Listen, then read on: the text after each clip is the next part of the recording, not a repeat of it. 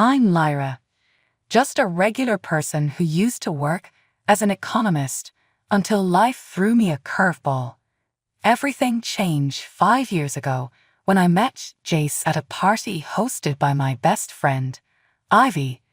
It was a typical Friday night, and Ivy had been urging me to meet someone new. "You've got to get out more, Lyra. You can't just work and sit at home all the time," she had chided me on the phone. I finally gave in, thinking it would get her off my back for a while. The party was in full swing when I arrived, a bit nervous and clutching a bottle of wine like a lifeline. Ivy greeted me at the door with her usual big smile and an even bigger glass of wine. "Lyra, you made it.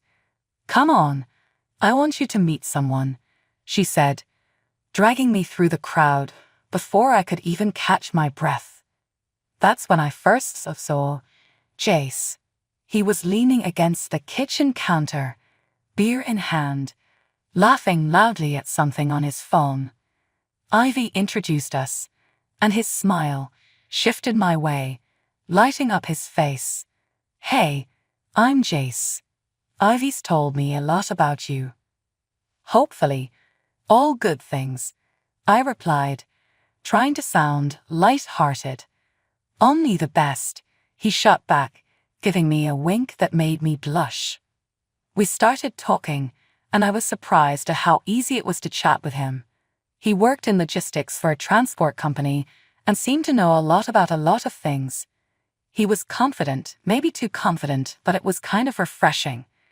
Later in the evening, we found ourselves sitting on Ivy's porch, away from the noise.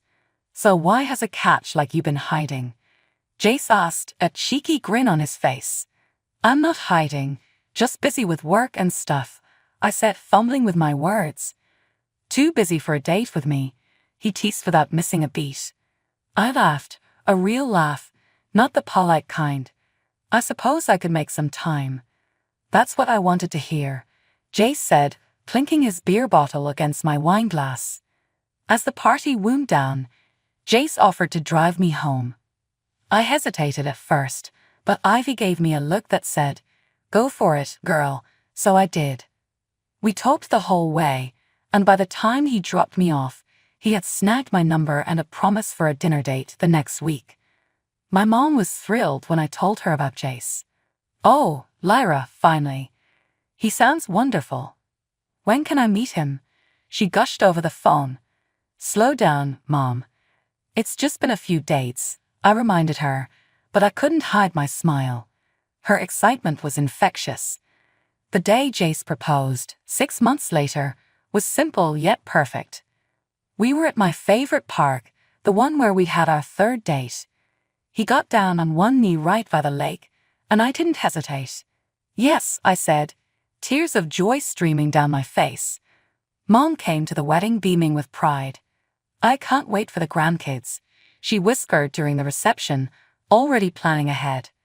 I just laughed and hugged her, hoping that part of the dream would come true too. Settling into married life was easy at first. We moved into the house I inherited from my dad. It was more than just a building. It was filled with memories of my childhood and the dreams I had of making it a home for my own family. I quit my job and became a housewife. The money my dad left me was enough for a comfortable existence. Jace and I spent weekends fixing the place up. He joked about my obsession with antique furniture, but he loved the results. "Our home," he would say, wrapping his arms around me as we admired our work. It was supposed to be our forever home. That's how it all started, and anyway, I thought I had everything figured out. But life, as always, had other plans. After the honeymoon phase of our marriage began to fade, Jace and I found ourselves face to face with reality. Trying to start a family wasn't as straightforward as we'd hoped. Month after month, disappointment greeted us, and each negative test weighed heavily on us, especially on me. Jace's patience was wearing thin. One evening, after another failed attempt, he exploded. "I just don't get it, Lyra. What's the problem? Why isn't this working?" he shouted, slamming his fist on the kitchen table so hard that the plates rattled. I was stirring the soup on the stove, trying to keep my composure. The doctor said these things take time, Jace. We just need to be patient, I replied, my voice trembling a bit from the tension. Patient. We've been patient for over a year now. I'm sick of waiting. His voice was raw with frustration. I poured the soup into bowls, my hands shaking. I'm doing everything I can, I said quietly, avoiding his gaze. Yeah, well, maybe it's not enough. He stormed out of the kitchen, leaving me alone with my thoughts and the echo of his words. The next day, Jace apologized for his outburst, but the cycle of hope and disappointment continued, each round chipping away at the love and warmth we once shared. Our weekends transformed from cozy times spent together to silent meals and even quieter evenings. One Saturday, as I was trying out a new recipe I learned in a cooking class, Jace walked into the kitchen. He watched me for a moment before speaking. That smells good. Learning anything new? He'd asked, his tone light, trying to make conversation. Yeah, it's a new recipe from the cooking class. Thought I'd try it out, I responded, focusing on chopping vegetables rather than meeting his eyes. Great, another dish for the two of us. It's always just the two of us, isn't it? His words stung, and I could hear the bitterness seeping in. I stopped chopping, placing the knife down with a clatter. What do you want me to say, Jace? I'm trying here. It's not like I don't want a family. We sat down to eat the meal I prepared in silence. It was good, but the air between us was thick with unspoken words and buried frustrations. As the months rolled on, the pressure only grew. Conversations about the future became minefields, and Jace often retreated into his work, coming home late, leaving early, and growing more distant. I tried to fill my days with activities, keeping the house immaculate, hoping somehow that would fix things. One evening, while Jace was working late again, I called Ivy for some support. Hey, Lyra, how's it going? Ivy's voice was a welcome sound. Not great, Ivy. It's just hard right now. I feel like I'm living with a stranger, I confessed, sinking into the couch. Oh, Lyra, I'm so sorry. Anything I can do? Just talking helps, I said, tears threatening to spill. I miss him, Ivy. I miss us. I know, honorable. But you guys are strong. You'll get through this. Maybe see a counselor. It might help to talk to someone neutral. Yeah, maybe, I murmured, not convinced but willing to try anything to regain some semblance of the life we once dreamed of. Lately, I've been feeling off, like my body's running on empty. No matter how much I sleep, I wake up tired. It's been going on for a while and it's getting worse, not better. I tried talking to Jace about it, thinking he'd want to help or at least understand. Jace, I'm really struggling here. I don't know what's wrong with me. I'm always exhausted, I told him one evening, hoping for some compassion or at least a bit of concern. He barely looked up from his phone. You're probably just being lazy. You need to get up and do something. Stop pretending. That stung. Pretending. As if I'd choose to feel like this. His words cut deep, and I decided right then to stop talking about it. What was the point if he just got mad? As the days dragged on, I did less around the house. Cooking and cleaning took all the energy I didn't have. Every task felt like climbing a mountain. Jace noticed all right, and he wasn't happy. Why is this place such a mess, Lyra? What have you been doing all day? He'd snap as soon as he walked through the door, his tone getting harsher each week. I tried to explain again, hoping maybe this time he'd get it. Jace, I told you I'm not feeling well. I can barely get off the couch most days. Great, just what I need. A sick wife. Maybe I'd be better off alone.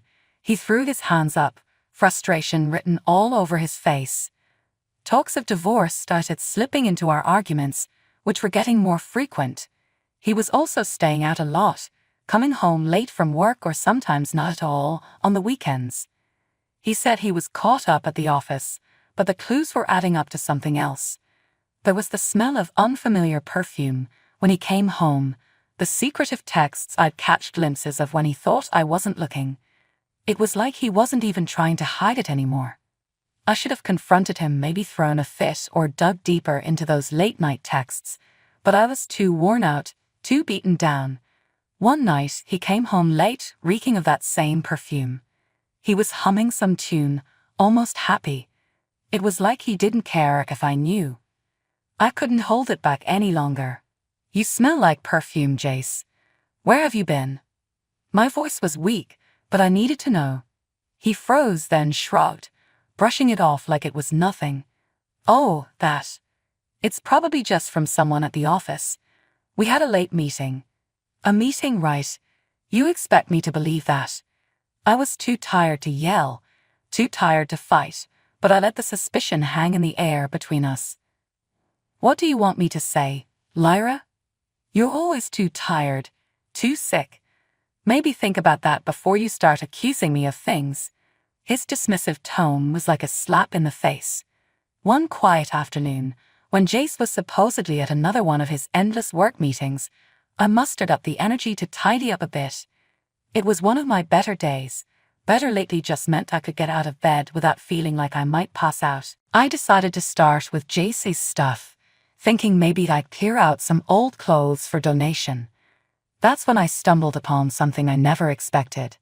Hidden in the back of his drawer, under a pile of seldom-worn dress shirts, was a small bottle. Curious, I picked it up and examined it. Male contraceptive pills. My heart sank. Why would Jace have these? We had been trying, well, I thought we were trying, to have a baby. I felt the room spin as the implications hit me like a freight train. I sat down hard on the edge of the bed, the bottle still in my hand. By the time Jace came home, I had worked myself into quite a state, alternating between tears and fury. He walked in, cheerful as can be, until he saw my face. "What's wrong, Lyra? You look like you've seen a ghost." I threw the bottle at him.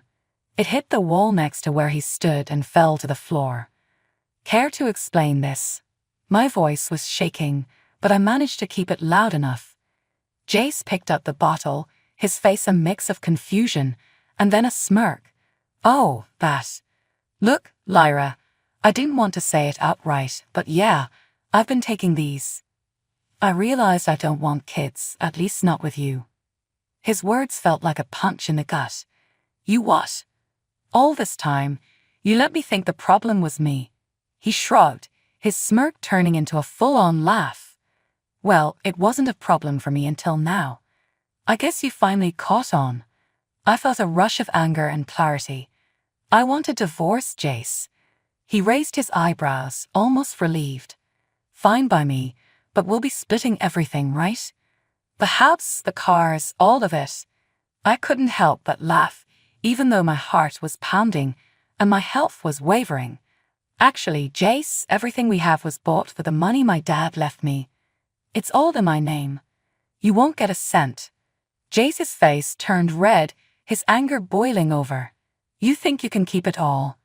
I'll take you to court. I'll sue you for every damn thing you own." As we argued, my vision started to blur, and a wave of dizziness overwhelmed me. I felt the room spinning faster, and before I could grasp onto something, everything went black. When I came to, the room was still spinning, and I could hear faint voices in the background. My vision was blurry, but I could make out two figures in the kitchen. My heart pounded as I strained to hear what was being said.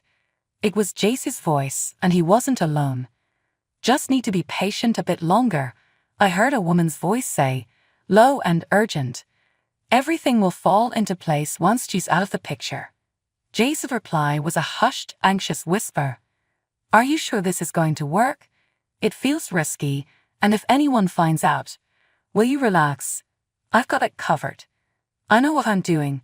She snapped back, the confidence in her tone chilling. "The meds are untraceable. They'll just think her body gave out. Kidney failure, maybe." I felt a cold sweat break out across my forehead. My hands trembled as I gripped the arm of the sofa, trying to process the betrayal. Was Jace really planning something so sinister? To think he'd go this far. I gathered all the strength I could muster and managed to crawl a bit closer, hiding behind the door frame. Listen to me, Jace. We're in this together now. You said you wanted a way out, right? This is it. No messy divorce, no losing half your stuff. Just wait till she's gone, the woman coaxed. My breath hitched, and I stifled a gasp. The betrayal cut deeper with each word. I needed to see who was with him. Carefully peering around the corner, I caught a glimpse of the woman. Dark hair, confident posture.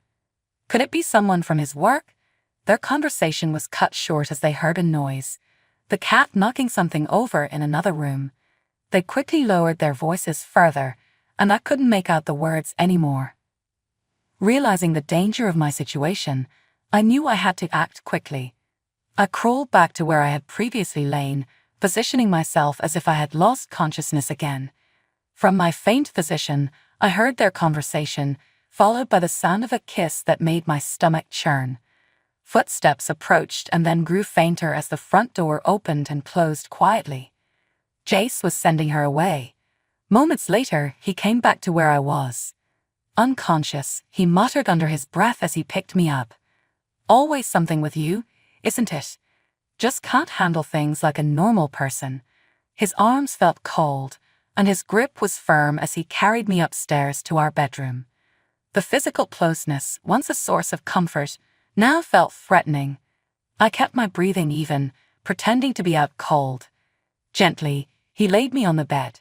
I could feel his presence lingering as if he was assessing if I truly was out.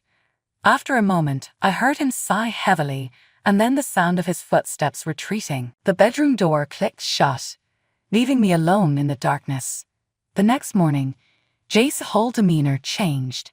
He woke me up with breakfast in bed, something he hadn't done in months. His face was lined with a softness I hadn't seen in a long time. "Lyra, I'm really sorry about everything," he said, his voice gentle, almost careful. "I've been a jerk, and I shouldn't have pushed you so hard. Please, let's not talk about divorce anymore.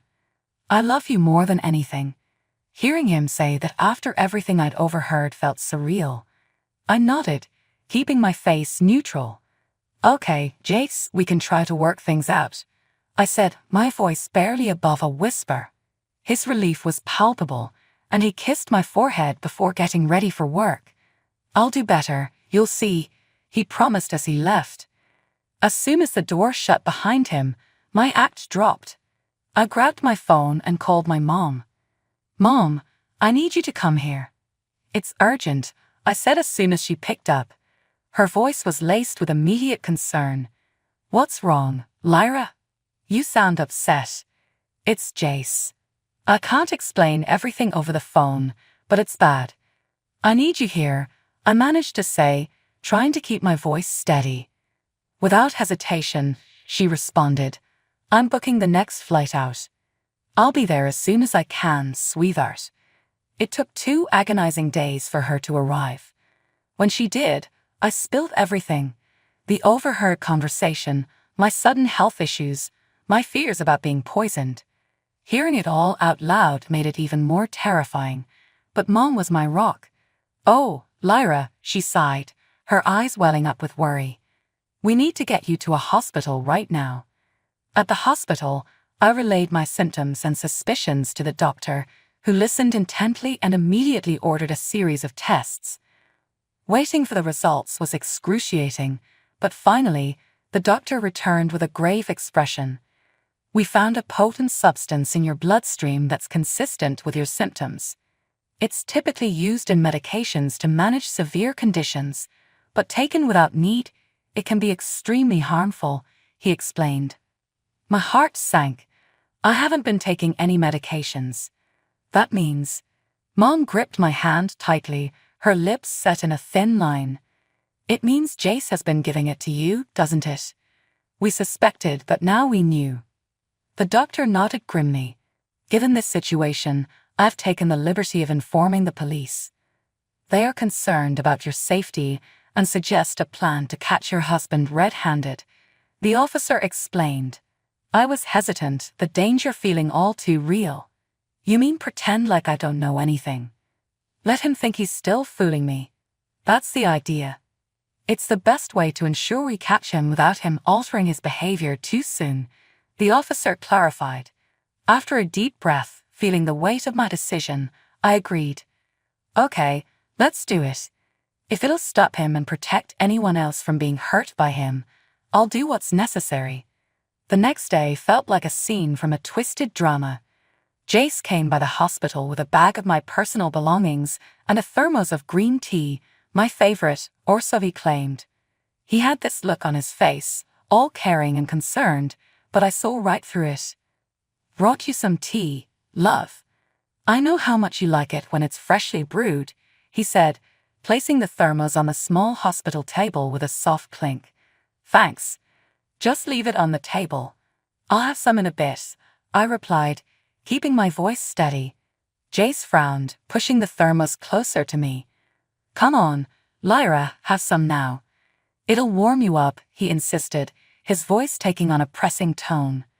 I shook my head slightly. Later, Jace. I'm really not up for it right now. Just then, the door to my room swung open, and 2 police officers stepped in. Jace, startled, his hand twitching towards the thermos, tried to tip it over to spill its contents on the floor. Don't move, one of the officers commanded, rushing over to stop him. They grabbed the thermos, securing it, while the other officer grabbed Jace's arms, pulling them behind his back.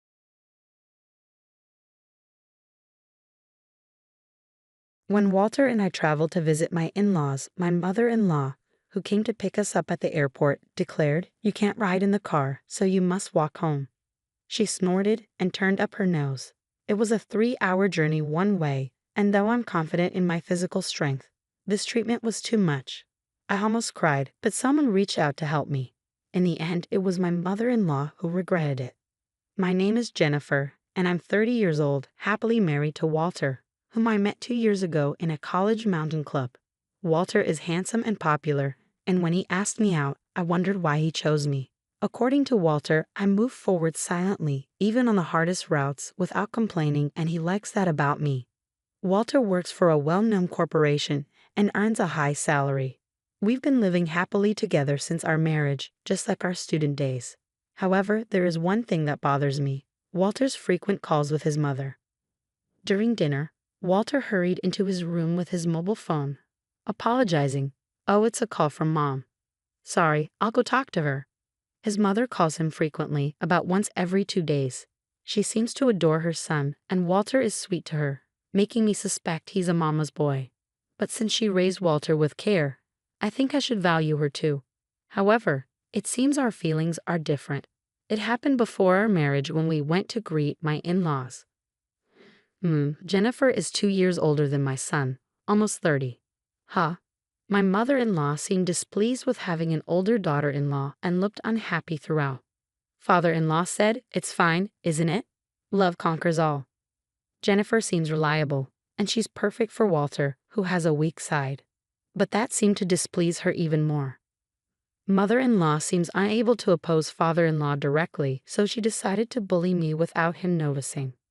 When she intentionally harassed me, she would open her eyes wide, snort, and twist her lips. I had become like a zoologist, able to distinguish her expressions. "Oh, it's okay, I can eat it." I smiled and cut off the spoiled part of the dried fruit and ate it. I had learned survival skills in the mountain club. Eat what you can of the food.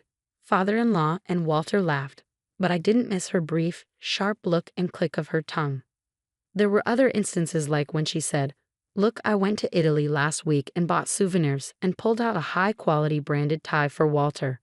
For me, it was a flimsy t-shirt with a fake-looking logo, obviously a knockoff brand. "Come on, try on the tie, Jennifer. You try on the shirt too," she insisted. At that moment, her face showed that familiar expression, and I realized it was another harassment. "Oh no, I can't wear a tie with casual clothes. I'm not up for it right now either." I forced a smile to keep the atmosphere light, but inside I was fed up. Afterward, I only used that t-shirt for things like weeding in the summer or as a joke to show my friends in photos. I really hate even looking at it. These harassments were subtle enough that only I would recognize them as such, and when I told Walter, he would just say, "Mom's a bit quirky, so forgive her." However, the malice I felt little by little gradually wore me down. The town where we live is about an hour's drive from my in-laws, and the fact that we could easily visit them if we wanted to was also a source of gloom. Then one day, Walter dropped the sudden news. "Jennifer, I'm sorry for the sudden news, but I've been transferred. It starts next month, so please prepare." Walter's sudden transfer was decided. Walter apologized, but secretly, I was relieved to have an excuse to distance ourselves from my in-laws. Plus, the new location was very close to my parents' home, so it felt like moving from away to home. "Got it, leave the preparations to me. I'll ask my family for help too," I said, happily proceeding with the preparations. Now I could finally get away from my mother-in-law's petty harassment. I was anxious about our new life, but 80% of my heart was occupied by the feeling of liberation from her.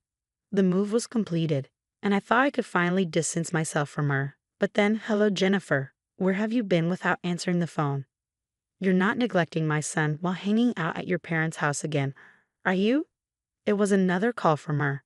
I wanted to sigh heavily, but I held back and replied, "I'm sorry I couldn't answer the phone earlier. I was in line at the checkout. Walter might be tired in this unfamiliar environment, so I want to support him with nutritious meals." Mother-in-law's calls started coming every 2 days. Although we saw each other less, we talked more. Most of the time, it was my mother-in-law unilaterally making snide remarks. My son is sensitive, but I wonder if someone with as thick skin as Jennifer can understand him. My son's high school girlfriend was a delicate and fragile girl, but his taste has changed quite a bit, hasn't it?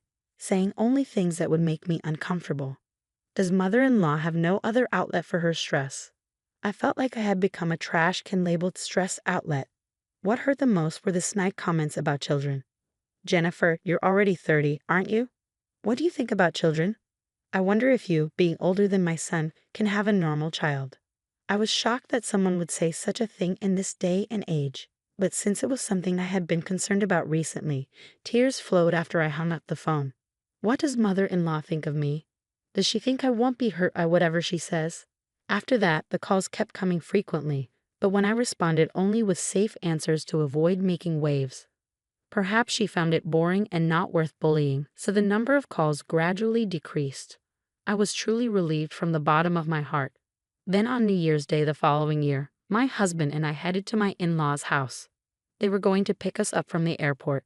"Hey Walter, Jennifer, long time no see." Father-in-law waved and greeted us. I was honestly dreading seeing my mother-in-law, but father-in-law's friendliness was a relief.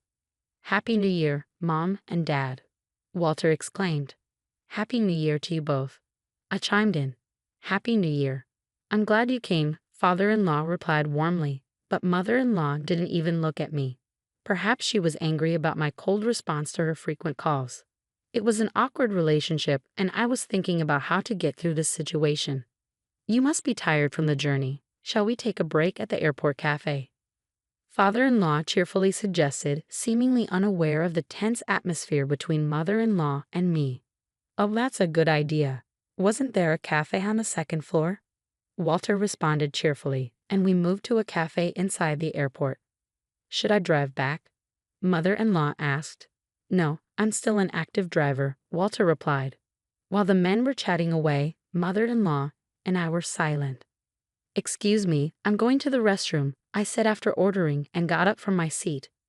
"Oh, maybe I'll go too," mother-in-law said, standing up to follow me. I had a bad feeling about this.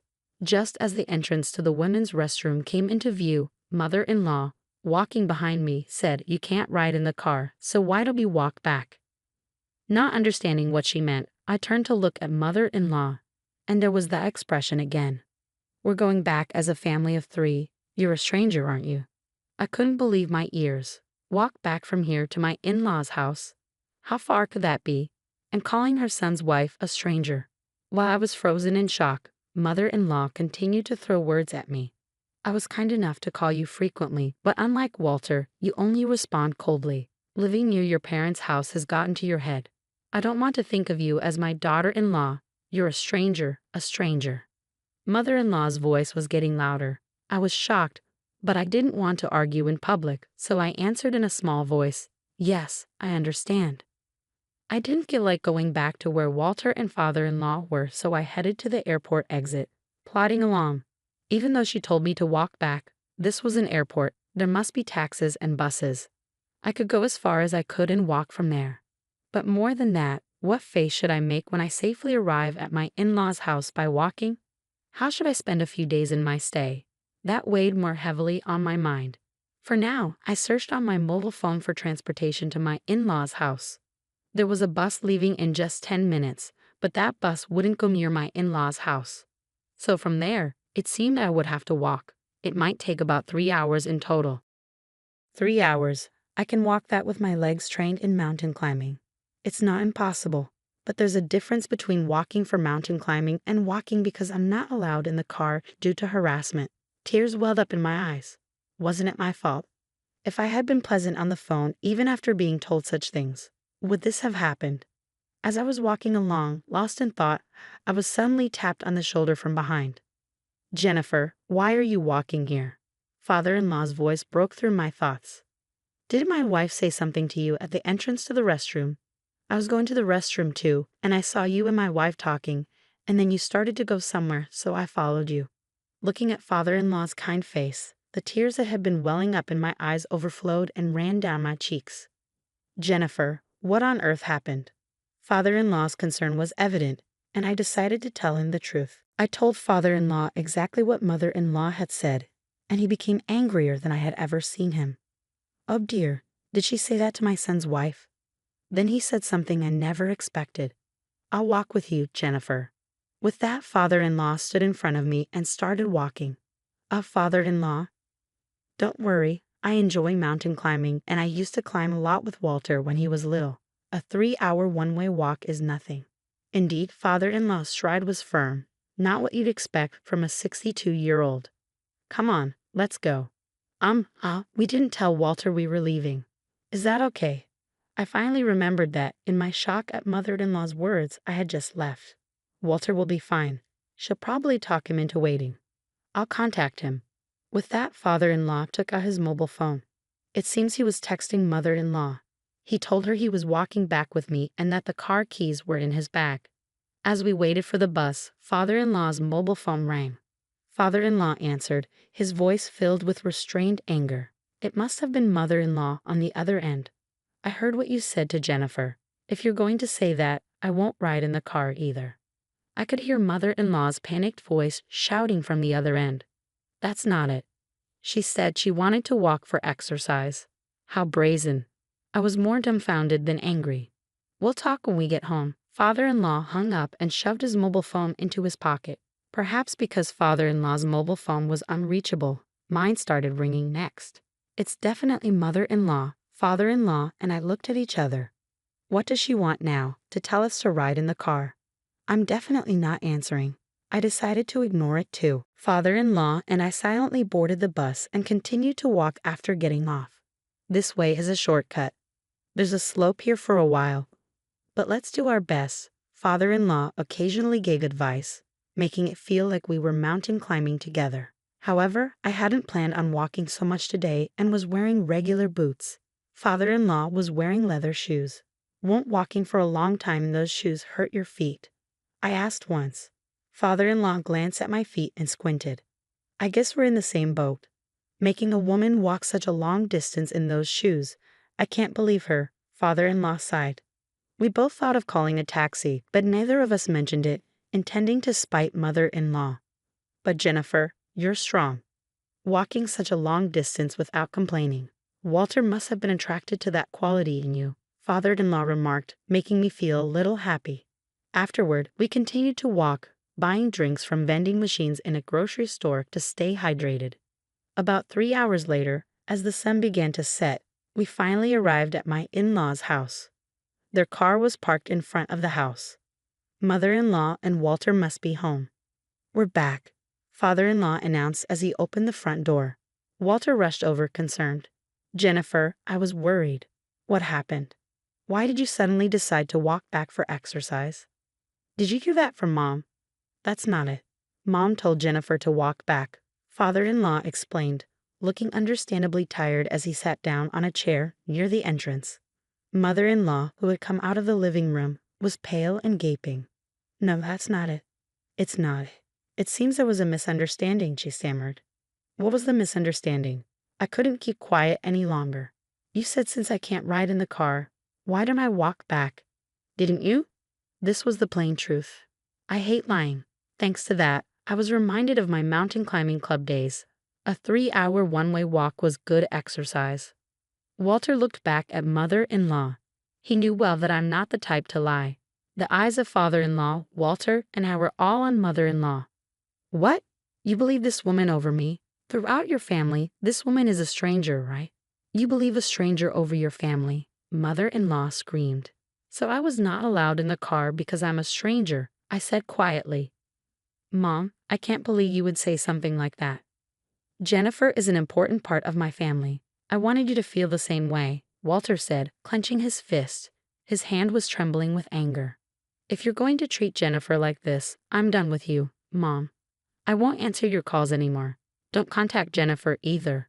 Walter took my hand and said, "Let's go." "Walter, wait," mother-in-law pleaded, but Walter slammed the door and without looking back, took my hand and started walking.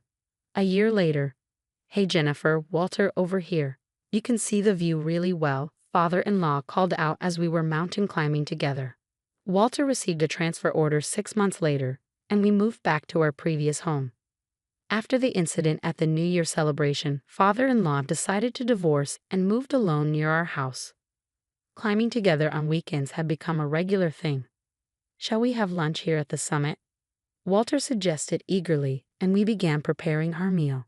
While working, father-in-law started talking. Mom went on a spending spree after the divorce. Even though the property division was done properly, it seems she's already in financial trouble. She might have been lonely. The divorce was tough with all the crying and screaming, father-in-law explained. "Putting some distance between us now is probably best for both of us. She should expand her world too, otherwise she's the type to take out her stress on those close to her," he added. I listened silently to their conversation. "I'll cherish my own world so I don't have to take out my stress on others," I resolved, looking at the view from the mountain with my precious family.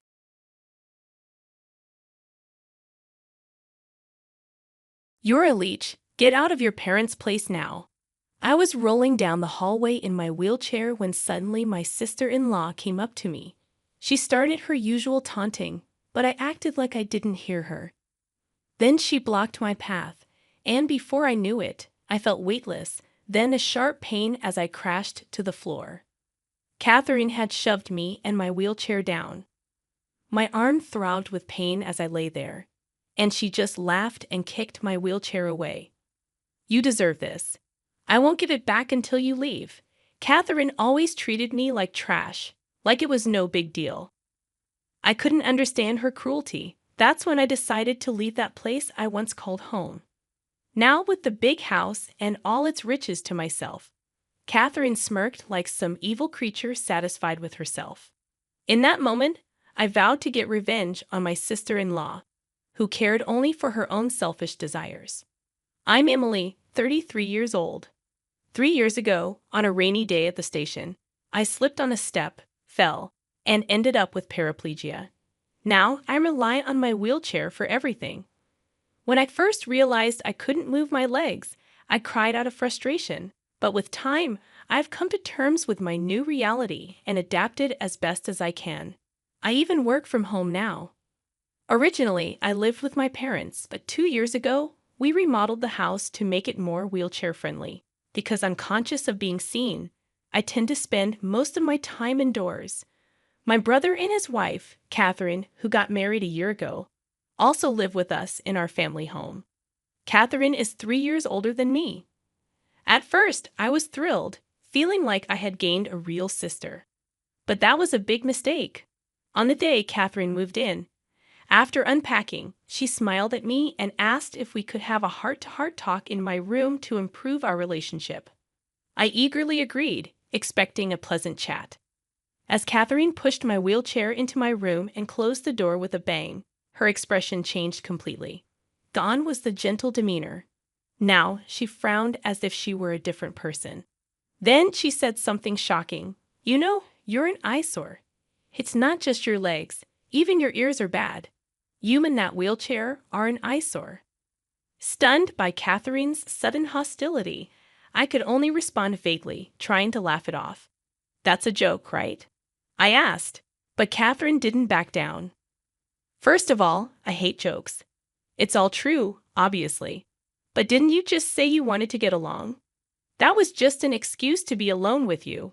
Her unexpected words threw me into a panic, and my hands started to shake as I covered my mouth. Wait a minute, I can't grasp the situation. Does she hate me? I thought, taking a deep breath and trying to comprehend what had just been said.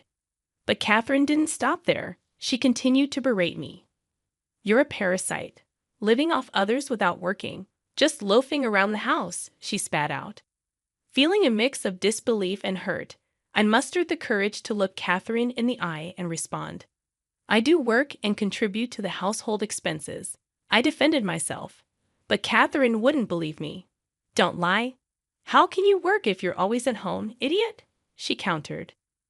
Trying to make sense of the situation, I was left bewildered. Being berated like this by my brother's wife, whom I'd only met a few times since their marriage, was a huge shock. Unsure of what to do next, I wondered if I should tell my brother about what had happened. But just as I was about to leave my room, memories flooded back to me. The moment I woke up in the hospital after my accident, realizing I couldn't move my legs. Back then, I couldn't accept this new reality about myself. Despite claiming to look forward to the future, I hardly leave the house due to my self-consciousness about others' stares. Maybe Catherine is going through something similar, I thought.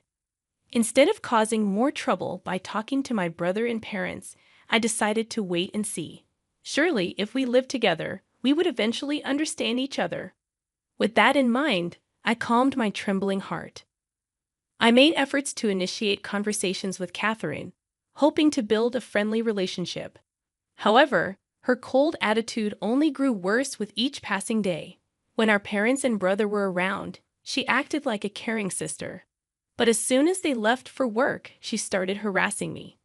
One day she quoted, "He who does not work, neither shall he eat," before throwing away my lunch as soon as I sat down to eat.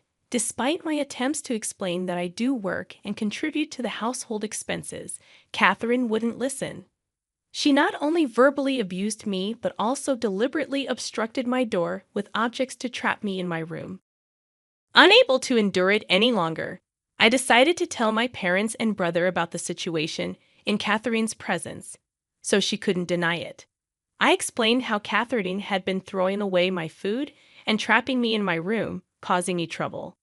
However, Catherine quickly denied everything, claiming that she threw away the food because she didn't like it, and accidentally left the vacuum cleaner in front of my room while cleaning. She apologized for her actions, admitting to being an imperfect wife and causing me discomfort. Catherine's tearful apology, which seemed like something out of a movie, completely fooled my parents and brother. Realizing I couldn't win this battle, I started to think it might be best to just avoid dealing with her altogether. From then on, I mostly stayed in my room, hardly speaking to anyone. A year later, as I was heading back to my room after breakfast, I ran into Catherine in the hallway, and she immediately started berating me again. Still planning to squat at your parents' house? I'm sick of persistent pests like you. Useless parasites should leave right now. Though being verbally abused had become routine, I pretended not to hear her. But when she blocked my way and refused to move, I tried to push past her. That's when she sneered and forcefully kicked my wheelchair. I was jolted by the impact and tumbled to the ground, feeling a sharp pain shoot through my arm. Struggling to get up, I found myself unable to lift the fallen wheelchair. As I lay there in pain and humiliation, Catherine stood over me, arms crossed, trying to contain her laughter. Pathetic, she scoffed. What a sight. Begging for help, I pleaded for her to return my wheelchair. But she only kicked it further away, out of my reach, saying she wouldn't give it back until I agreed to leave the house. Seeing her look down on me while committing such cruel acts made me realize I had to leave the home I once knew. With newfound determination, I decided to move to a high-rise apartment. But Catherine scoffed at the idea, mocking my ability to afford it. Despite her disbelief, I insisted on leaving the house and asked for my wheelchair back. The helper will be here soon, so ask them for help. Finally, I can get rid of this money eater. Now this big house and all its wealth are all mine. Get out of your precious wheelchair and start packing right away. For the first time, I realized this was Catherine's true nature, to go to such lengths for her own desires. She truly was a terrifying person, becoming the devil in my eyes.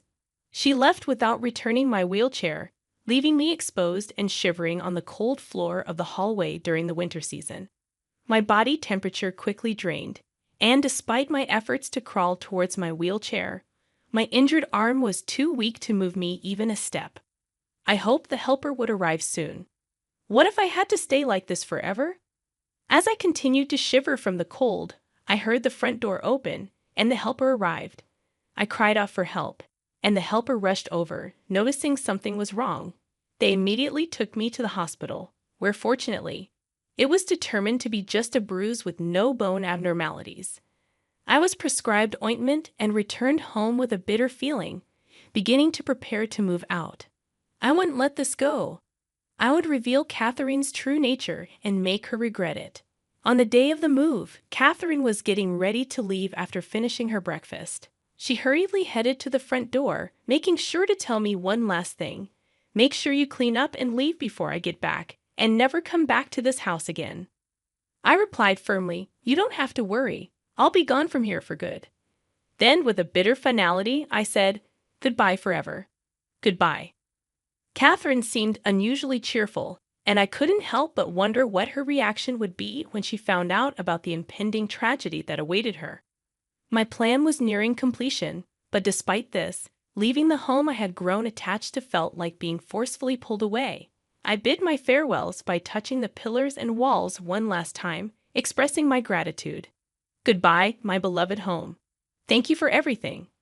As the moving truck drove away, I watched the house disappear from view, feeling a sense of longing. True to my word to Catherine, I moved to the top floor of a high-rise apartment. Looking out at the view outside, I felt a sense of excitement about my new life. However, my moment of excitement was interrupted by a phone call. Glancing at the screen, I saw Catherine's name displayed. Calmly, I answered the call. Hey, what's going on? Catherine's voice sounded frantic. There's nothing left in the house. What's going on? I replied coolly, it's because I've moved out. I'm busy, so I'm going to hang up now. But Catherine wasn't having it. Wait a minute. Who gave you permission to do such a thing? There's no TV, no air conditioner, not even a dresser. What have you done? Everything in the house was bought by me, so I don't need permission, do I? Nonsense. Return them at once. Catherine's voice rang with indignation. I remained firm. I won't be returning any of my belongings.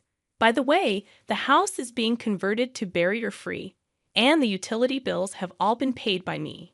You know, I should actually be asking you for money. Catherine couldn't believe it. You can't be serious. You don't like jokes, so I'm being honest here. And yes, I've moved to a high-rise apartment, just as I declared. It's the top floor, so the view is amazing. Since she called, I took the opportunity to tell her the truth that Catherine never bothered to listen to before. Did you know that the person you've been ridiculing all this time was the one providing you with food and a place to live? How do you feel now? Catherine scoffed. That can't be. I've never been fed by you. How could someone who was holed up in the house earn any money? I revealed, I'm a stock trader making a killing. I used to work as a stockbroker before I became wheelchair-bound, so managing stocks is easy for me. Thanks to that, I now have savings of $3 million. Catherine's true feelings slipped out. Wait, don't tell me it's not your parents who are rich but you? I confirmed, that's right. My parents and brother earn an average income, so I've saved up all my earnings for their retirement. I thought you were wealthy because of the big house and renovations. Catherine's shock was evident. Ah, I was completely fooled. it seems you've misunderstood on your own. I continued, by the way, I also manage assets, and aside from the apartment I moved into today, I own several other properties. The real winner here is me. Catherine's tone turned hostile. You? I won't forgive you. But I remained unfazed. Make all the noise you want. You should be more worried about yourself, though. I've put the house up for sale. We've already moved out with my parents and brother, so you're the only one left behind. Catherine's panic was palpable. That's too much. My parents and brother have moved out with me. I chuckled inwardly. Oh, right. I forgot to mention, my brother has already blocked your phone and emails. Catherine's desperation was evident as she tried to contact my brother, only to be met with failure. All this was possible because you knocked me over in my wheelchair and injured me. Thank you for that. I concluded. The helpers saw what happened and told my parents, which is why my family cooperated with me. In fact, we have been secretly planning to leave the house without Catherine noticing. Moreover, my brother had prepared something else to ensure Catherine would be caught off guard. Didn't my brother suggest last night, why don't you go out tomorrow? It's going to be tough with the move. That was to empty the house without you noticing. Catherine was silent for a moment, likely at a loss for words. Then she suddenly changed her tone, attempting to sound sweet. Emily, I guess I went a bit too far with my pranks. From now on, I'll cherish you, so let's get along. But I wasn't buying it. Lying like that will only make your nose grow like Pinocchio. Don't nitpick. I want to be like real sisters with you, Emily. I couldn't stand her deceit. I can't stand to listen to such nonsense.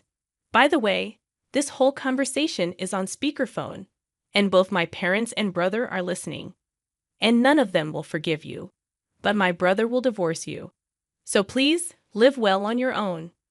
Catherine realized she was getting nowhere with me and made a last-ditch effort. Honey, can you hear me? This divorce talk is just a joke, right? My brother didn't seem inclined to answer her question. He was listening and laughing at her distress. Shut up, was all Catherine got in response. Hey, let's talk this over properly, okay? Catherine pleaded. Okay. I'll find out where the high-rise is and come over right away. Please tell me where it is. Surprised by her belief that she could still be forgiven, we all burst into laughter. But considering Catherine's persistence, I sternly warned her in a firm voice, if you try to enter the high-rise without permission, I will sue you for trespassing. Catherine tried to brush off my warning. Oh, don't say such scary things. I'm very serious. But I wasn't backing down. Moreover, for knocking me over in my wheelchair and causing injury, as well as the emotional distress, I will file a civil lawsuit for compensation. I have the medical certificate, so you can't escape this. Pay $20,000 promptly, please. Catherine panicked. If I have to pay that, I'll be broke. You have $3 million. You don't need the money. But I stood firm. I'm demanding compensation to make you reflect on your actions. If you disagree, talk to my lawyer. So goodbye forever. Desperate not to lose her wealthy spouse, Catherine apologized. I apologize. I'll change my ways, so please forgive me. But I wasn't buying it. Forgive you. You must be joking. I cut her off decisively. In the end, just to be safe, I took precautions to ensure Catherine couldn't enter the high-rise apartment. I gave a photo of her to the manager and informed them that she was a person of concern. If she even steps inside, the security guards will immediately rush over. My brother no longer wanted to see Catherine's face, so I asked a lawyer I know to finalize the divorce. Since Catherine had squandered my brother's earnings, she only received $20 in the property division. She was living in the house we put up for sale without permission, but was discovered by the real estate company that bought it and was fined for trespassing. Now a criminal, Catherine has become unwelcome even at her own family's home and is wandering the streets without a place to go. As promised, I filed for $2,000 in compensation. I will make sure she pays it no matter what. Our family has moved to a spacious, newly built high-rise apartment and is enjoying our days leisurely. While the large detached house was nice, the unobstructed views from the expansive windows are a refreshing change for me, who always sits in a wheelchair. On clear days, a beautiful mountain range is visible, and at night, the illumination from the building sparkles, providing new delights.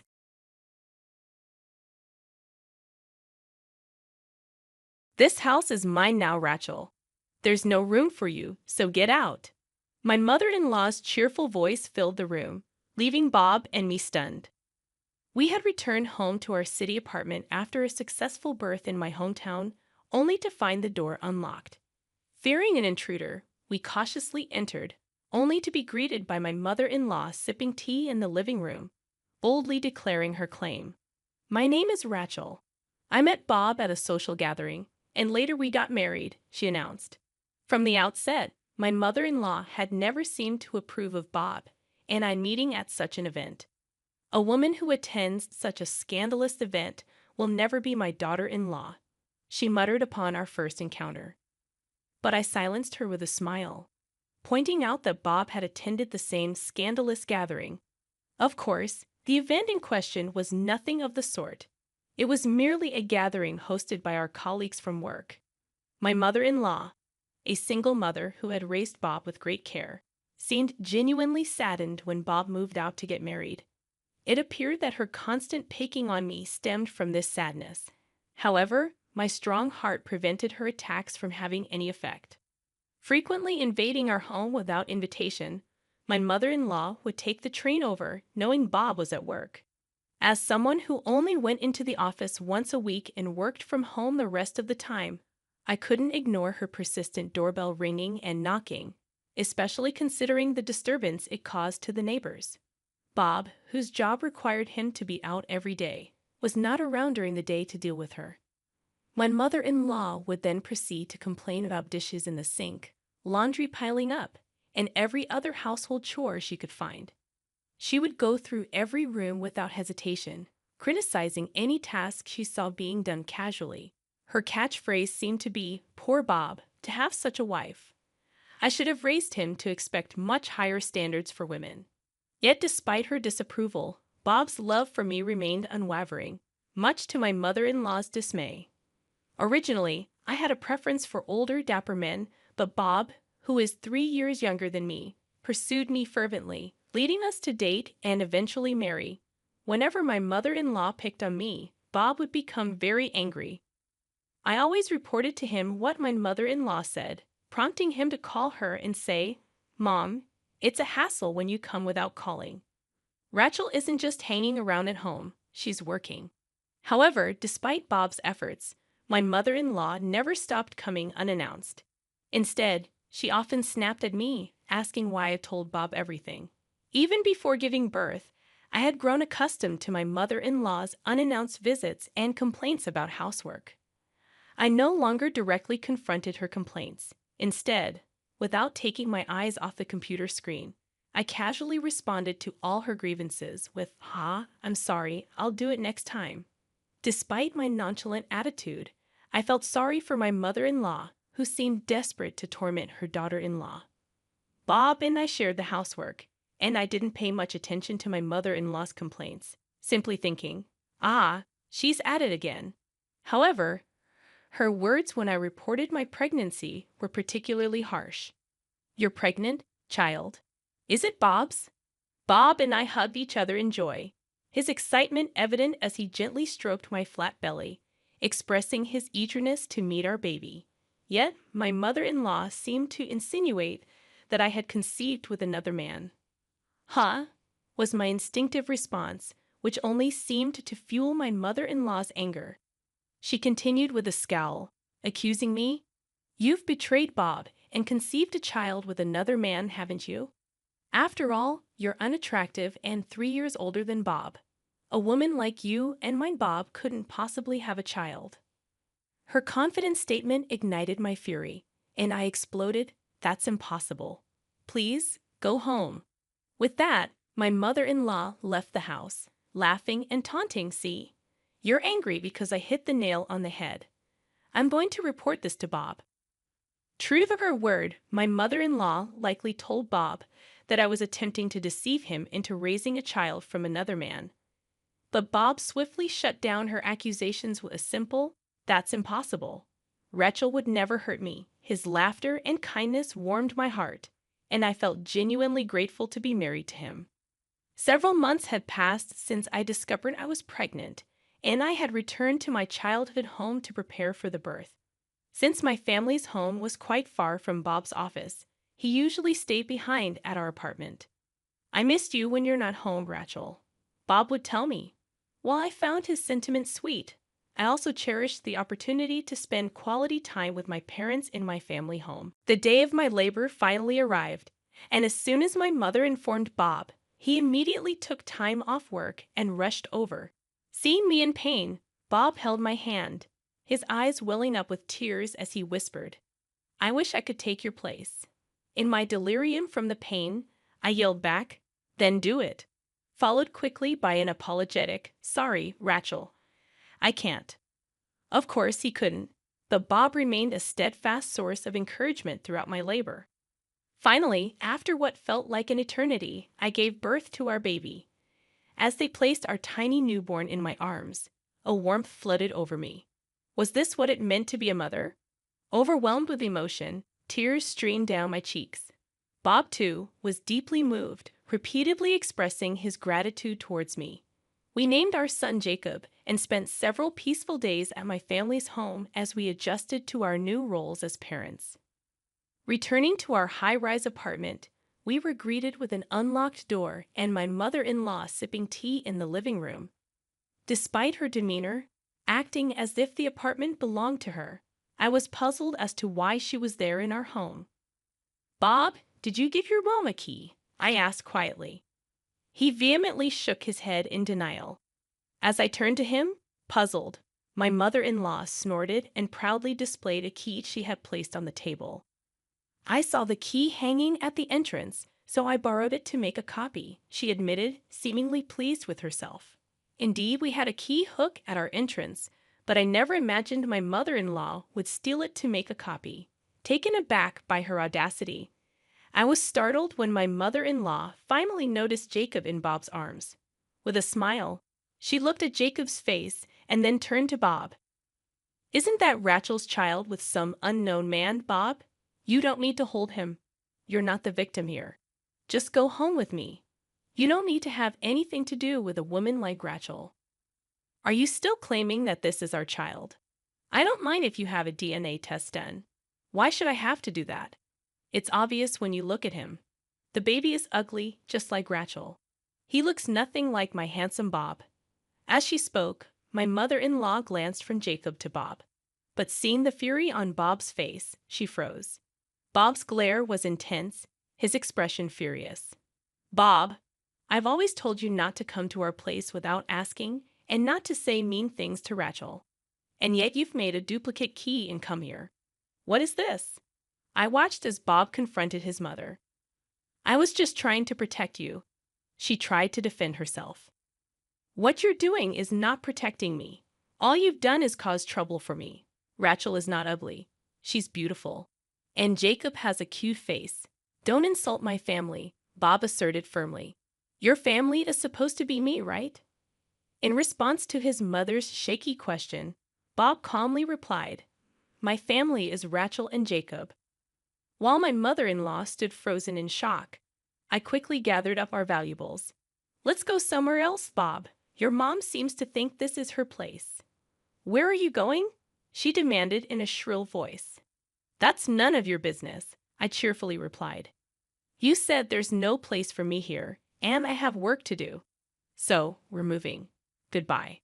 With that, Bob and I left the apartment. As we exited, Bob asked, "What should we do? Change the locks?" Considering the impending task of raising Jacob, I couldn't bear the thought of living in a place where my mother-in-law could drop in unannounced every day. "No, let's move. We'll sell the house for now. Perhaps we'll rent a weekly apartment." Agreeing with my proposal, Bob and I temporarily moved into a weekly apartment, ready to start anew. During that time, Bob and I rented an apartment in a new condominium, marking the beginning of our move out of the house my mother-in-law insisted was hers. She genuinely seemed to believe she had a claim to the room in the tower residence where we used to live, and showed a confused expression when I let the movers in, exclaiming, "What's going on? This room, you might think is yours, mother-in-law, but it's a house that Bob and I bought. The ownership of this house is Bob's, so you don't have any legal claim," I explained firmly as I held Jacob, observing Bob giving brisk instructions to the movers. My mother-in-law's face turned pale upon hearing this revelation. As she could have just returned to her original house, I wondered why she was so panicked. However, she answered my unspoken question with her next words. "I have nowhere else to live but this house. I've already terminated the contract for my previous apartment," she confessed. I was surprised to learn that the apartment where my mother-in-law lived was a rental, and she had terminated the contract to live in this room. Bob, who had been listening to the conversation from a distance, was also taken aback. My mother-in-law then begged Bob and me, saying, "Please let me live in the house." However, Bob didn't allow it. As a final act of filial piety, he gave her a little money and told her, "You should be able to get back on your feet if you rent a room with this money." Still unable to bear the fact that she was being abandoned by her beloved son, my mother-in-law clung to Bob, crying, "Where will you live, Bob? I'm lonely. Please live with me." But there was no way Bob would agree to that. "I've told you over and over again to stop bullying Rachel, but you didn't stop, Mom. I appreciate that you raised me, but I wanted you to be happy that I've become independent and have a family.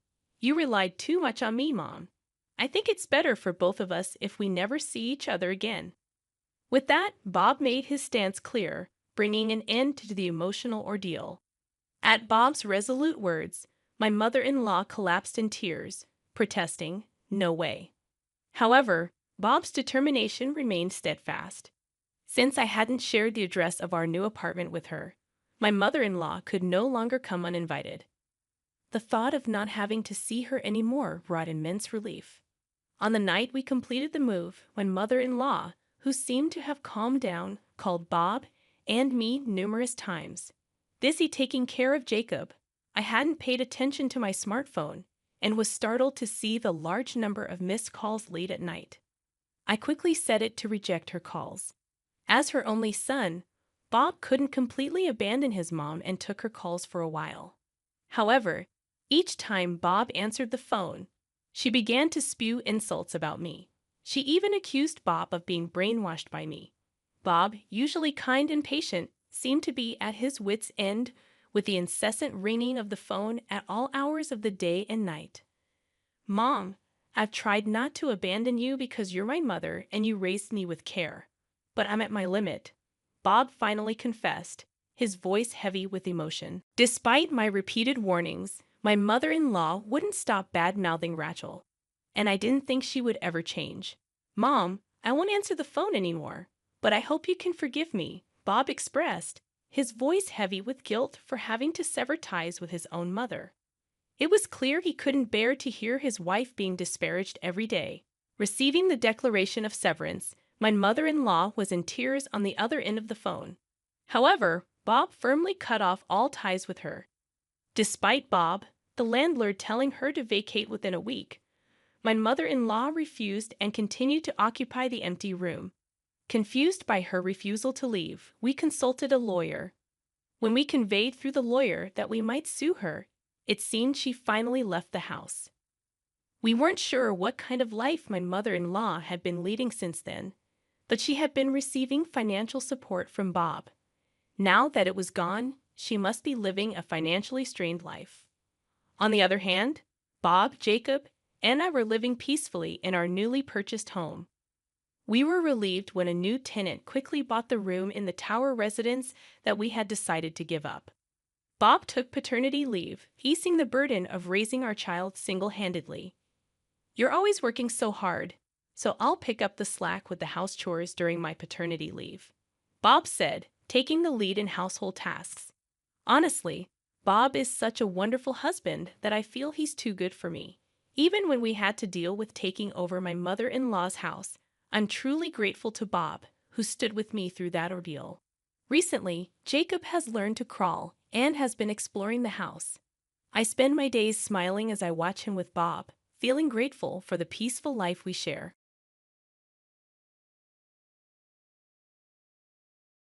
I grew up without the embrace of a mother's love. She left this world shortly after bringing me into it. My father, supported by our extended family, shouldered the responsibility of raising me alone. At 28, I found solace in the arms of my wife, Emma. Together, we were blessed with two beautiful children, and I began to understand the true value of family. But our happiness was short-lived. At 35, Emma, a year younger than me, was diagnosed with breast cancer. Despite her courageous battle with chemotherapy, the disease mercilessly claimed her life at the tender age of 38. The loss of Emma left a void in my heart and in the hearts of our children. Sophia, my mother-in-law, spoke with stoic grace at Emma's funeral, expressing gratitude for my presence in her daughter's life. Yet, her composure shattered as Emma's coffin was placed into the cremation furnace. In a heart-wrenching moment, Sophia pleaded for Emma to wake up, her grief pouring forth in uncontrollable sobs. It was a moment of profound anguish, unmatched in my life. Sophia had known loss before.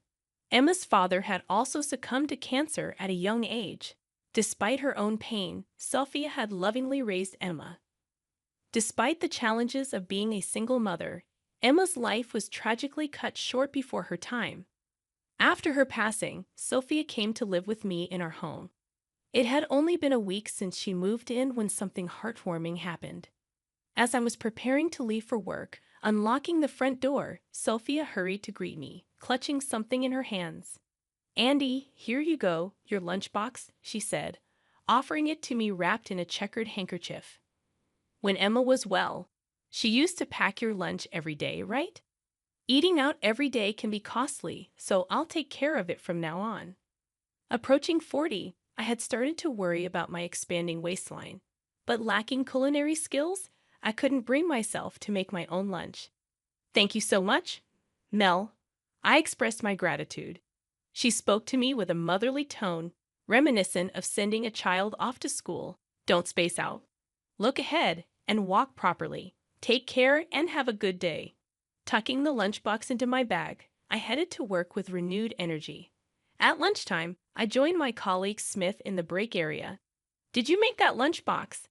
Since Emma passed away, my lunches have been limited to cheap, deep-fried options from the lunchbox shop. "Mama made it for me today," I replied, impressed by the array of vibrant and nutritious dishes packed inside. Sauteed mushrooms and spinach with ginger soy sauce, simmered pumpkin, and pickled carrots filled the box, meticulously prepared by Sophia. I couldn't help but wonder how much time and effort she'd have put into it. In gratitude, I decided to buy a red carnation on my way home. Upon my return, I handed the empty lunchbox and the bouquet of carnations to Sophia. Surprised and touched, she exclaimed, "Oh my! I've never received such a lovely bouquet, not even from your father. I'm sorry for making you feel obligated." "No, it was my pleasure. I appreciate the effort you put into making such a healthy lunchbox," I assured her, grateful for her kindness and support during a difficult time. Concerned about my health, Mrs. Sophia took the initiative to arrange the side dishes on the dining table, expressing her willingness to continue making lunchboxes for me. "If it's okay with you, Andy, would you let me continue making lunchboxes for you? Since my daughter is no longer here, I feel lonely too. But when I'm cooking for everyone like this, it helps distract me and makes me feel really good." Her words resonated with me deeply. The loneliness I felt after Emma's passing was a constant ache, one I tried to numb with work. So, naturally, my response to Sophia's proposal was immediate. "Of course, I'd love to, but please don't overexert yourself, Mel." Sophia's smile lit up the room as she eagerly accepted. "Great, it's settled. Well, if that's the case, I need to start preparing for tomorrow."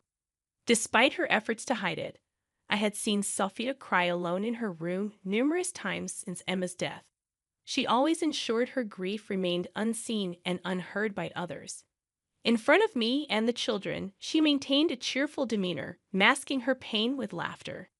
Yet I knew she mourned Emma's loss deeply and struggled to find hope in her own life. If making these lunchboxes could bring even a moment of solace to Sophia, it seemed like the least I could do. And so, from that day on, Sophia made lunchboxes for us every day. On days of important business negotiations, she would include a bowl of rice topped with slices of deep-fried pork. When work weighed heavily on my shoulders, she packed lunchboxes filled with my favorite side dishes. As the children entered high school, Sophia took on the additional task of preparing lunchboxes for them as well. Occasionally, she crafted adorable lunchboxes tailored to our daughter's tastes. And then, when I was diagnosed with high cholesterol, during a workplace health checkup, Sophia delved into studying nutrition. There were nights when she burned the midnight oil with her books, and days when I gently urged her not to overexert herself due to her advancing age. But Sophia would just smile brightly in response, insisting, "I'll be fine, Andy. Even at my age, I can't help but enjoy acquiring new knowledge." When I was young, there were wars and all sorts of things going on, so I had fewer opportunities to study what I liked. That's why now, I feel like I've become a college student. In that moment, Sophia's eyes mirrored those of her late wife, Emma. Just as Emma would lose herself in gardening magazines all night long, Sophia now immersed herself in her studies. I once told Emma not to neglect her health in her pursuit of knowledge, to which she replied with the same determination as Sophia. "It's so much fun to expand my knowledge, but I'll be careful. Thank you." It was a moment when I realized that both Emma and Sophia were truly mother and daughter. Time marched on, and I finally reached the day of retirement. Sophia, at 82 years old, remained remarkably energetic and had never been hospitalized. Despite her age, she continued to make my lunchbox every day, ensuring our meals were well-balanced and healthy. On the morning of my last day of work, I received the usual lunchbox from Sophia and headed out. Since losing my wife, I had poured myself into my work, knowing that Sophia took care of the household and our children impeccably. Her nutritious meals contributed to our family's well-being, and thanks to her, I had no health concerns as I reached 60. As I left the house, I turned to Sophia, who stood at the entrance seeing me off. "Thank you very much, Mel, for making my lunchbox every day until today. Thanks to you, I was able to reach retirement safely." Sophia, her back noticeably hunched, immediately settled into seiza, a formal Japanese sitting position, and bowed deeply, touching the floor with 3 fingers. "Thank you for your hard work throughout your career. Just one more day, give it your best." Carrying my lunchbox as usual, I made my way to work. Upon arriving, I stamped the final seal, a task that would typically feel mundane, but on this day, it felt nostalgic. My subordinates bustling around, me, the retiring senior, gently guiding them. Every scene in the workplace felt precious. During the lunch break, I shared my final meal at work with Smith, a colleague who was also retiring. While Sophia's meals could be enjoyed at home, there was a unique sentiment attached to the lunchbox.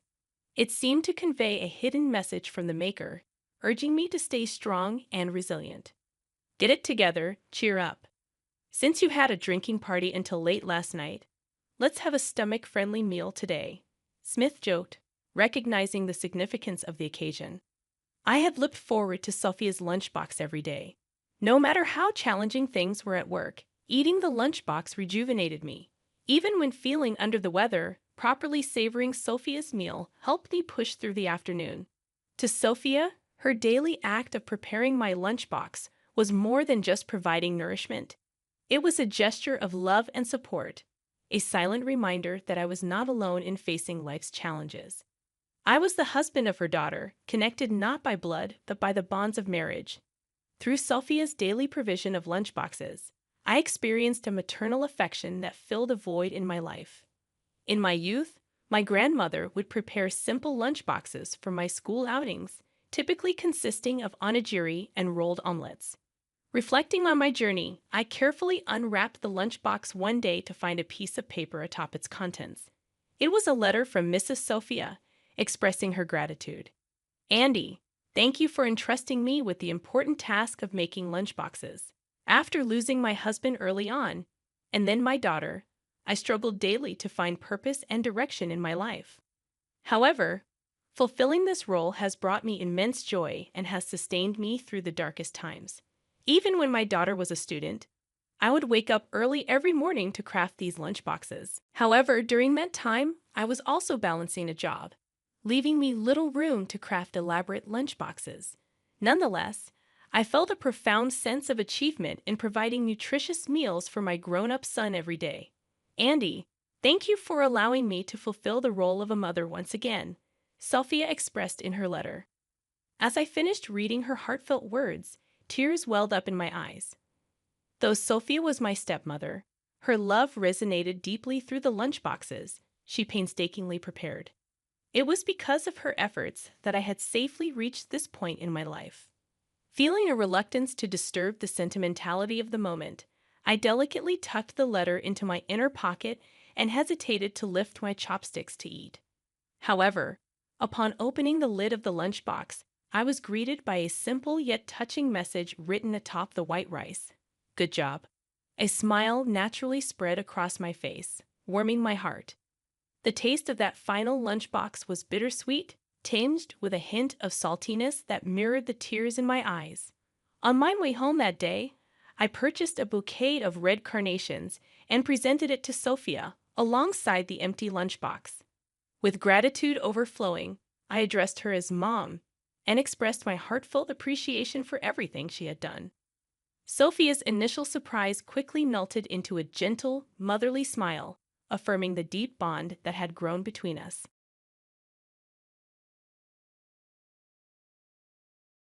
My name is David Lopez, and I'm just an average office worker. My life is pretty mundane. I go back and forth between work and home every day without anything exciting to talk about. Initially, I had dreams of advancing in my career. But my personality isn't suited for strategic moves, so I often end up with tasks that no one else wants. My inability to refuse assignments works against me. Despite working hard, I remain a regular employee without any notable title. There was a time when I was much happier and smiled more. I married my girlfriend, whom I had been dating since I started working. We had a joyful marriage that motivated me to excel in my job. However, as the years passed, my wife became frustrated with my lack of results at work. She often expressed her irritation, saying, "I'm sorry, I'm doing my best." But she would respond, "How many years and how many times have you said that?" She had hoped marrying me would lead to a better life. But with my low salary, she felt restricted. Mary loved spending on herself, from beauty treatments to clothes. She thought life would be luxurious because I'm a doctor's son, and my father owned a clinic. However, my father, much like me, had a similar personality. He often charged patients minimal fees and provided care without profit, especially for those struggling financially. He believed people would repay when they could, saying, "Money can't be made if you're not alive." Despite coming from a family of doctors, we never lived a wealthy life. As a child, I never felt dissatisfied or questioned this way of living, and I remain proud of my dad to this day. However, Mary decided to marry me assuming I came from a wealthy background, without knowing our true situation. This led to a life completely different from what she had envisioned, and a few years later, she had enough. "I'm done. If this is all we can do, there's no point in being with you. Let's get a divorce," Mary declared one day. "Wait, please. How long do you think I've waited? I'm aging just like you. I need to start over while I still can. I definitely don't want to be a low-income wife like you for the rest of my life," she added harshly, leaving behind only divorce papers. I was angry at myself for not recognizing Mary's true nature and for not being able to prove her wrong with my job performance. 5 years passed, during which I threw myself into work to heal emotional wounds, but my lack of savvy kept me from excelling, leaving me a regular employee. If this continued, what Mary said would come true. I felt utterly miserable. Then, an envelope arrived in my mailbox from Mary. Inside was a wedding invitation. Mary, my ex-wife, whom I hadn't heard from in a long time, was remarrying someone else. Why would my ex-wife send me an invitation? I wondered, noticing the name of a familiar chapel on the postcard. This place, isn't it a super luxurious hotel? Knowing Mary, she must have chosen a wealthy man as her new partner. planning to flaunt her happiness at a lavish hotel wedding just to emphasize the difference between her life now and our life together. I demurred my attendance. I was the one who got dumped, I thought. But maybe from Mary's perspective, my lack of career success was an unexpected turn of events. After pondering for a while, I sighed deeply and stood up from my seat. This is the last time. I guess I'll just go. Despite knowing attending the wedding would hurt my pride, I decided to go anyway. Perhaps, despite everything, Mary had stayed by my side for several years, even if reluctantly. I could somewhat understand her desire to show me that she's fine and finally happy, as a form of revenge. To an outsider, she might appear kind-hearted. Nevertheless, I chose to attend her wedding. On the day of the wedding, the weather was perfect. I arrived a bit early and sat in the lounge, sipping coffee and staring out of the window. Since it was Mary's second wedding, I recognized a few of her friends whom I had met before. Unexpectedly, I overheard a conversation from the seat next to me. After all, Mary did an amazing job to get this wedding, didn't she? Yeah, it's in a luxury hotel this time. It's a step up from the first one. She used to complain that her first husband was a doctor's son, but when she lifted the lid, he was just an ordinary office worker without money. It's really unexpected, isn't it? Hearing them talk about me without realizing I was there, I felt a sharp pain in my heart. So Mary never truly liked me for who I was. I had realized that when we got divorced, but hearing it from someone else made it even harder. Before she divorced her first husband, she had already set her sights on her current husband. Really well done, Mary. Well calculated, they said. I couldn't believe my ears. So that meant Mary was already in a relationship with her current partner before she even divorced me. My pride was shattered into pieces. She looked down on me so much. But she was the one who was cheating. I started regretting even being at the wedding. Trying to maintain composure, I took another sip of my coffee, but my hand was shaking. Then Mary appeared in front of me, all prepared to move to the bridal room. You really came. You're really a good person, right? She sneered at me. With a sigh, trying to hold back my anger, I responded, consider it my last duty. Glad you could find happiness. I forced a smile, not liking my own attitude. Mary continued to belittle me. Isn't it wonderful? It's incomparable to the time with you. Here's a share of happiness for the poor bachelor. Be grateful, will you? She laughed sarcastically. Just then, a refreshing-looking man spoke to her from behind. It was the groom, her new husband, Richard. Mary, it seems like the relatives have gathered. Let's hurry to the bridal room, he said. Her husband glanced at me briefly and gave a slight nod. I reflexively nodded back. As Richard and Mary were about to pass by me, Richard spoke with a pleasant smile. There's still some time before the ceremony. Please make yourself comfortable. Just then, an older man following Richard, who I assumed was his father, approached me. Excuse me for asking, but may I have your name? Feeling uneasy under his serious gaze, I replied, My name is David Lopez. Is your father a doctor by any chance? The groom's dad suddenly asked, appearing frantic. Staggering a bit under his intense presence, I nodded in response to his question. Immediately, the color drained from the groom's dad's face, and he raised his voice. Richard, the wedding is off right now. What? Dad, what are you talking about? Richard looked caught off guard by this sudden declaration. Panicked and confused by this unexpected turn of events, I hurriedly stood up from my seat, insisting, No, I didn't do anything. Ignoring the commotion around us, the groom's dad began to prostrate himself at my feet. The people around us started murmuring and stirring in confusion. Dad, what are you doing? Please, lift your head, Richard urged his father. But his dad remained bowed down, pressing his forehead to the floor without changing his posture. I was completely lost and had no idea what was happening. Caught in this embarrassing situation, Mary turned red with anger and started to lash out. Can we just talk about this? Lift your head, please. Trying to calm the situation, I persuaded the groom's dad to lift his head. With tears in his eyes, he pleaded for forgiveness, saying, I'm begging for your forgiveness. I've been unfaithful to Dr. Lopez. It seemed that Charles, the groom's dad, had some past connection with my dad, and this connection was crucial to understanding the truth behind the unfolding drama. I listened intently as Charles began to speak, his words hesitant yet filled with emotion. He explained that he and my father were fellow doctors, and the story he recounted dated back to my early childhood. At that time, Charles was a trainee doctor at the hospital where my dad had recently started his own medical practice. My father was highly respected for his skills, having trained at a renowned university hospital. Charles, attending the Associated Medical School, looked up to my dad and volunteered to train at his hospital to learn various techniques. One day, Charles's wife gave birth, but sadly, the baby was found to have a congenital heart defect. The required heart surgery was risky, and other doctors were hesitant to perform it due to low chances of survival. Desperate, Charles turned to my dad for help. My father agreed to perform the heart surgery and successfully saved the baby's life. However, the medical expenses for such a procedure were substantial, and as a trainee doctor at that time, Charles couldn't afford to pay it all at once. Tears streaming down his face, Charles bowed deeply and asked my dad if he could repay the amount in installments. My dad simply laughed and shook his head, saying, "Someday, when you become a great doctor and have the means, come back and repay me. I guarantee you'll definitely become a great doctor."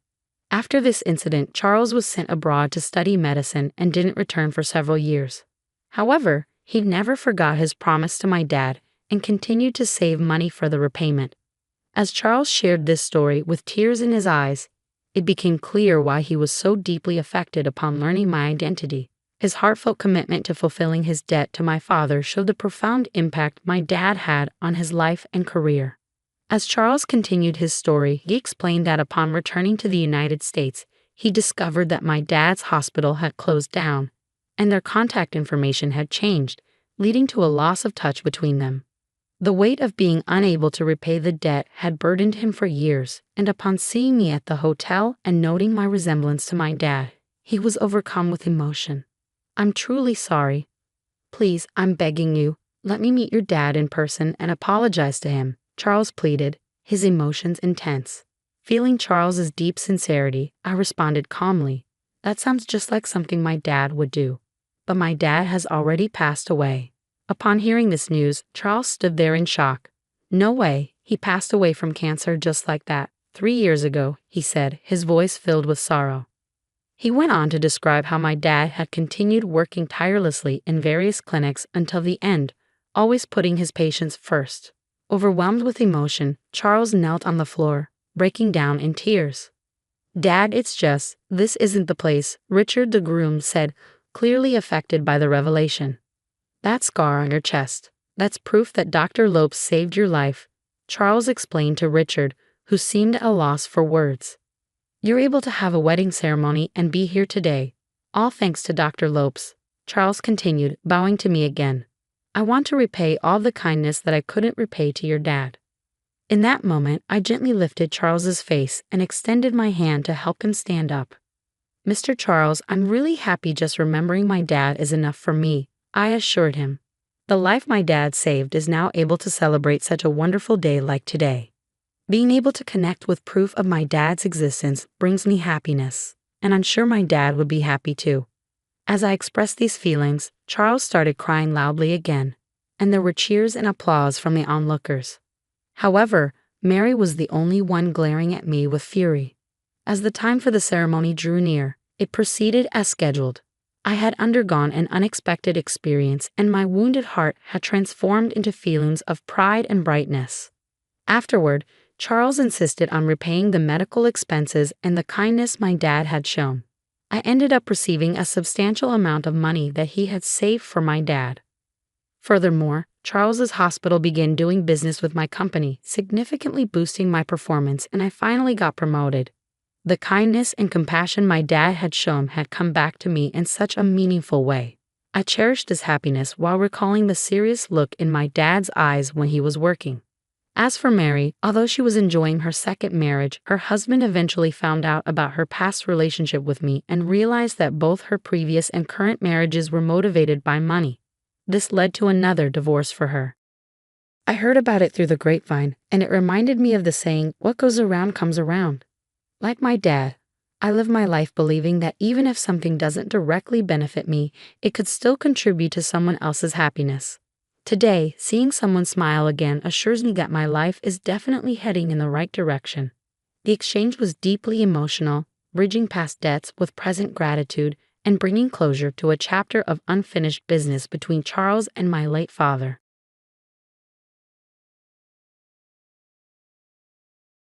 I'm a 38-year-old man who got divorced a year ago from my ex-wife, who's 37. We have 2 kids, aged 10 and 7. I get to see the kids half of the month due to our custody arrangement, but I still have to pay child support to my ex-wife because I earn more than she does. Our divorce wasn't friendly. We had a lot of fights towards the end of our marriage, and she changed a lot as a person. During our last argument, she yelled that she regretted marrying me, so I decided to end things and file for divorce. She never tried to reconcile, and it's been a year since. 6 months after our divorce, she started dating someone else, which I found out from a mutual friend. It hurt to see her move on so quickly, but I didn't say anything about it to her. Since then, we've only talked about our kids, and that's it. Although I was hurt by her quick rebound, I always thought she was a good mom, so I didn't want to mess up our family dynamic. Recently, though, she did something that made me question her character. I was away on a business trip for a few days, and I asked her to watch the kids for an extra 3 days until I got back. She agreed, and I even have messages confirming this. However, on the second day of my trip, my son called me upset because his mom had dropped them off at my house. But I wasn't there to let them in. They were left waiting outside in the cold because I wasn't home, and my neighbors were also away. On that day, I had just moved into a new house in a still developing area where most homes were empty. The only occupied house nearby belonged to an older couple who weren't home. I was already anxious when my son called to say they were waiting outside my house, and the neighbors were away. I asked my son to wait as I called my ex-wife, hoping for a quick apology and for her to pick them up.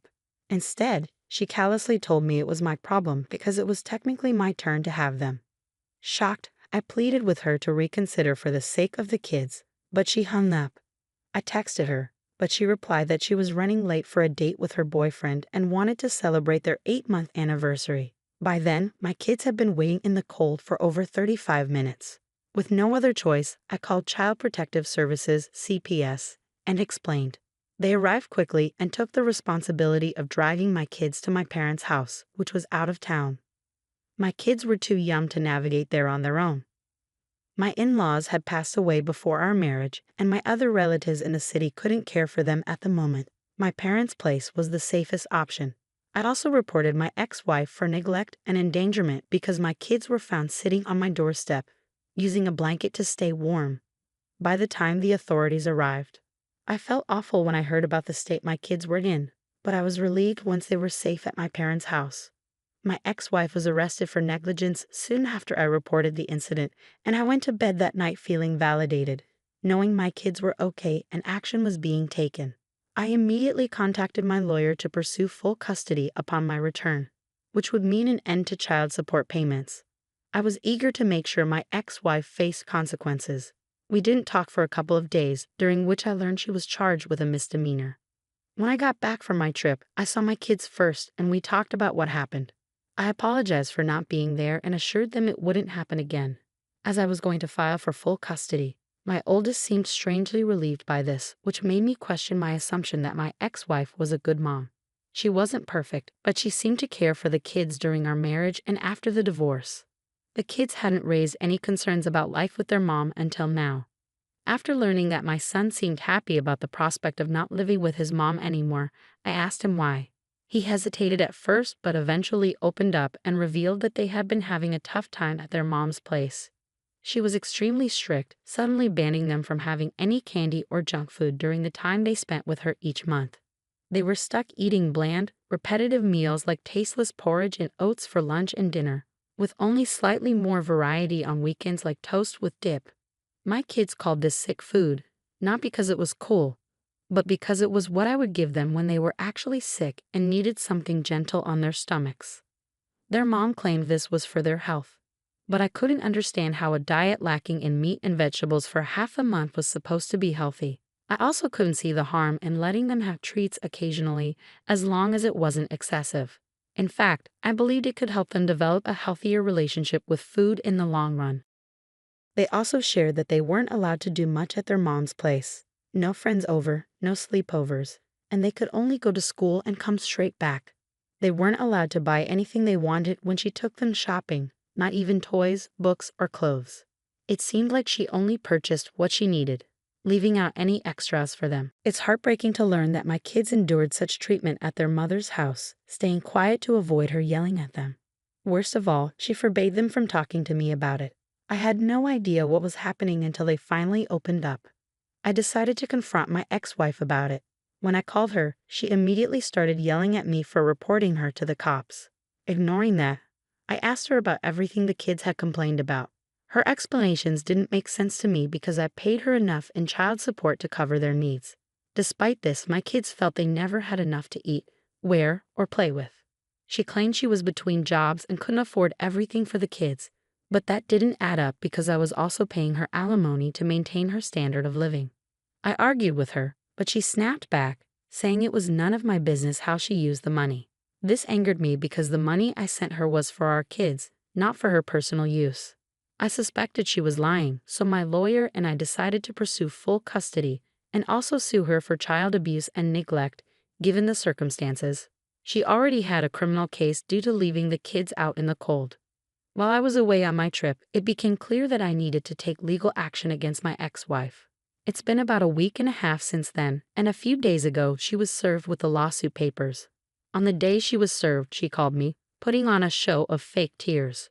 She hadn't reached out to me before this, and it seemed she was only doing so now because she realized she might lose custody of our kids. I suspected her tears weren't genuine, that she was more concerned about losing the child support that came with custody than actually caring for our children. During our call, I told her plainly that she had brought this situation upon herself and that I could no longer trust her with the kids. She tried to claim she was just messing with me and that she planned to regain custody anyway. I didn't buy it. When she confessed that she couldn't survive without the child support due to being between jobs, it confirmed my suspicions. It seemed she wanted custody primarily for financial reasons, not out of genuine love for our children. I was disgusted by this revelation and was ready to end the call when I overheard her friend, who is an attorney, yelling at her to focus on discussing a lawsuit with me instead of dwelling on the money. My ex-wife then changed tack and urged me to drop the lawsuit, calling it petty and claiming she already had enough on her plate with another ongoing legal issue. However, her previous actions had shown me a side of her that deeply concerned me, and I remained resolute in pursuing custody and holding her accountable for her neglectful behavior towards our children. While I was away and engaged in a custody battle with my ex-wife, I also decided to pursue a child protection lawsuit against her. She complained that none of this was fair and accused me of intentionally trying to hurt her because she had moved on with her life while I hadn't. I found her statement so delusional that I couldn't help but laugh before disconnecting the call. There was no point in arguing with her. After that, I focused on my work and taking care of my kids. I knew my kids wouldn't go back to living with their mother under any circumstances, and I was determined to stop the child support payments as well. I started looking for babysitters for when I was at work. Luckily, my mom was staying with me temporarily to help take care of the kids while I was away. Yesterday, my mom called me at work, urging me to come home quickly because my ex-wife was at the door and refusing to leave without speaking to me. Since I couldn't leave in the middle of a workday, I asked my mom to put her on the phone with me. I warned her that if she continued her disruptive behavior, I would have no choice but to file a restraining order against her. Things escalated further when my ex-wife failed to address my warning and instead complained that I was intentionally making her life difficult. She pleaded for compassion and asked me to drop the lawsuit, citing the mental strain of facing multiple legal challenges simultaneously, the impending custody case and the child protection lawsuit. I had already informed my colleagues and boss about the upcoming court proceedings, and they were supportive as long as my work wasn't affected too much. However, my ex-wife argued that she couldn't afford the time and expenses of legal representation and court appearances because she was currently between jobs. I responded by echoing her own words back at her. This was her problem now, not mine. Admittedly, my response was driven partly by spite due to how she had treated me and our children since our divorce. Despite receiving monthly alimony and child support payments from me, she had deprived our children of a stable home environment and instilled fear in them, preventing them from sharing their experiences with me. I believe my actions were fair given her selfishness, dishonesty, and failure as a mother. I didn't think being straightforward with her was unreasonable, considering the circumstances. However, she broke down on the call, accusing me of being horrible to her. She felt it was unjust that she was not only likely to lose custody of the children, but also facing legal action from me. Despite feeling some guilt about the situation, I maintained that the course of action was necessary. I was pursuing legal action against her for neglecting our children, even though she was already facing charges and dealing with a custody case. Update 1. Hi everyone, it's been 2 days since I last shared here, and I've realized I shouldn't feel guilty thanks to your advice and my parents' support. I'm convinced now that the money I've been sending my ex-wife for the kids isn't being used for them at all. She's spending it on herself. We're not connected on social media, and I haven't been in touch with our mutual friends regularly due to my work. But after talking here and with my parents, I reached out to a couple of friends to gather more information about her financial situation. My kids mentioned to me after my last post that their mom is home most days, but on weekends, she's out for hours and leaves them with neighbors. Sometimes she has relatives babysit overnight and comes back only in the morning. I realized my kids were being silent about this, likely because she instructed them not to talk to me about it. I knew something was off and decided to set aside my morals temporarily to investigate further. I've avoided this because I thought she deserved privacy after our divorce. But I see now it was a mistake. If I hadn't unfollowed her on social media, I might have known more about her life. Through a friend's account, I discovered her social media is full of partying, clubbing, beach trips, and romantic getaways at luxury hotels. It's quite the influencer lifestyle, which shocked me because she portrayed herself as financially struggling. My friends explained they didn't mention this before because they felt it wasn't their place to comment. I distanced myself from old friends after the divorce, trying to avoid reminders of her. But that didn't help. Now that I know the truth, I feel no guilt. She deceived me and mistreated our kids to save money instead of using it for them. She deserves the consequences of her actions. I won't let myself feel sorry for her anymore after what I've discovered. Update 2. Right now, my ex-wife and I are in the midst of a lawsuit, with our second hearing coming up in 2 days. Surprisingly, she quickly gave up on the custody battle and expressed willingness to terminate her parental rights because she couldn't afford her lawyer for all 3 cases. Now the kids are fully under my custody, and I finally feel a sense of relief knowing what's going to happen.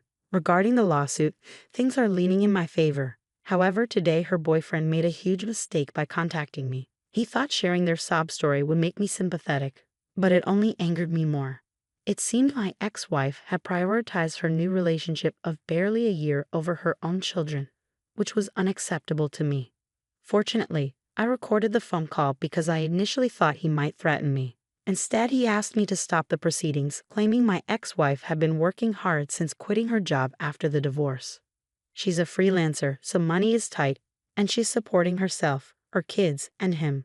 When I questioned him about her frequent partying and expensive trips, he had no real answer. He insisted it was all for show and that she was struggling financially. He also mentioned she was paying for his master's degree tuition from her savings. When I heard this, I ended the call and blocked him. It finally clicked where all the money was going and why my children were being deprived despite my regular child support payments. She'll have to face the consequences in court, and I'm determined to ensure she does. Update 3. It's been a while. I want to thank you all for your concern and for checking in on me. I'm doing a lot better now, and so are the kids. They seem really happy here with me and hardly mention their mother these days. As expected, she lost the case, and now she owes me a lot of money. This means she can't continue living it up with her boyfriend and friends like she was doing. It was kind of strange seeing a woman in her late 30s with 2 kids blowing all her money at clubs and on vacations. I don't know what she was thinking. Anyway, I've moved on and have nothing to do with her anymore. Once again, thank you all for your love and support.